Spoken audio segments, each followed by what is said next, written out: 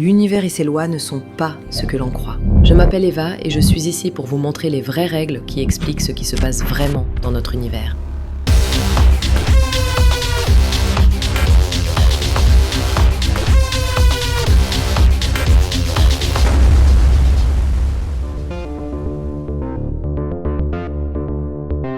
Ce que je vais vous dire vous obligera à oublier bon nombre des concepts que vous pensiez incontestables jusqu'à présent.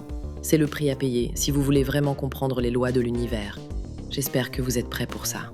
Tout d'abord, rappelez-vous que les plus grands physiciens humains, comme Isaac Newton, Albert Einstein et Werner Heisenberg, nous ont donné des théories puissantes qui expliquent une grande partie de la réalité. Mais même leur immense travail n'a pas résolu tous les mystères de l'univers. Certains paradoxes défient encore l'explication, non seulement dans l'immensité de l'espace, mais aussi près de nous, dans des laboratoires.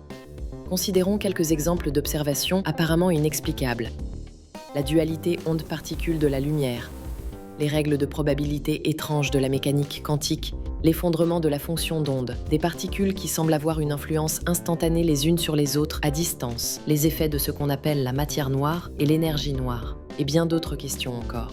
C'est vrai, des équations ont été créées pour imiter les comportements que nous observons, mais les équations seules n'expliquent pas pourquoi l'univers fonctionne de cette façon. Certains grands physiciens humains, comme Richard Feynman, John Wheeler et d'autres, ont commencé à pointer dans la bonne direction, mais leurs interprétations ont laissé des lacunes importantes, des questions sans réponse. Plus récemment, des physiciens comme John Cramer, Ruth Kastner, ainsi que le mathématicien Andreas Schlatter ont revisité ces mystères, repensant les fondements de la physique.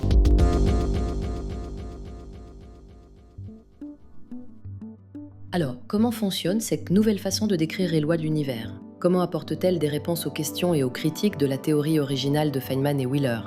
Comment cela explique-t-il les observations étranges et apparemment paradoxales qui semblaient inexplicables jusqu'à présent ? C'est ce que je vais vous présenter dans ces vidéos.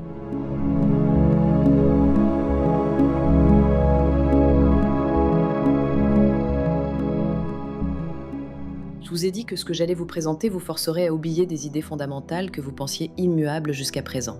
Alors qu'est-ce que je vais vous demander d'oublier ou de remettre en cause ? Eh bien, par exemple, l'espace qui vous entoure en fait n'existe pas.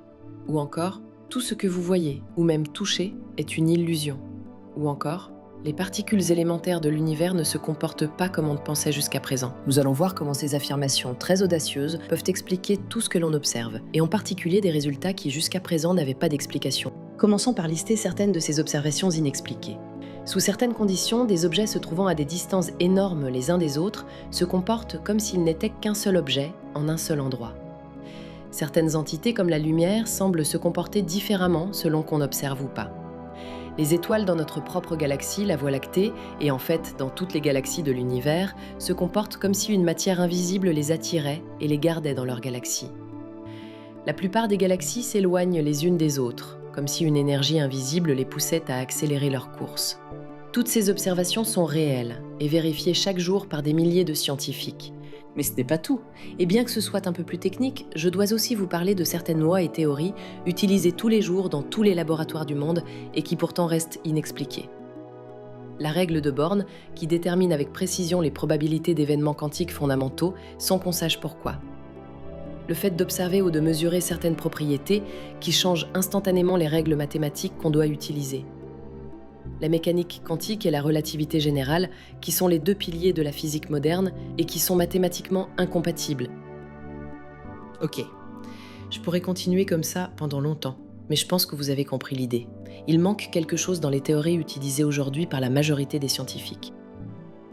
Enfin, jusqu'à aujourd'hui, car je vais maintenant vous montrer ce qui se passe vraiment dans notre univers.